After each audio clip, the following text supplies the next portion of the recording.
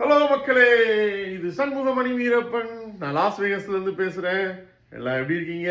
நல்லா இருப்பேன் தெரியும் மக்களே. மக்களே, என்னடா வீடியோவே போட காணாம் அப்படின்னு நீங்க பார்த்துருந்துருப்பீங்க. என்னன்னா அடிச்ச அடி அப்படி இந்த பக்கம் சளி சளி சளின்னு அடி வெளுத்து விட்டாங்க போல எல்எஸ்சி போன மேட்ச்ல. மக்களே, இப்படி போச்சுன்னா நம்ம பிளே ஆஃப் போவோமா இல்லையா அப்படின்றது தெரியல மக்களே. நம்ம இந்த பிளே ஆஃப் போகணும்னா முதல்ல எஸ்ஆர்ஹெச்சை வெளுக்கணும். அதுக்கப்புறம் ஜிடியை அடி அடி அடி அடி அடின்னு வச்சு வெளுக்கணும். இவங்க ரெண்டு பேர்த்தையும் அடித்து வெளுத்தாதே நம்ம பிளே ஆஃபே போக முடியும்.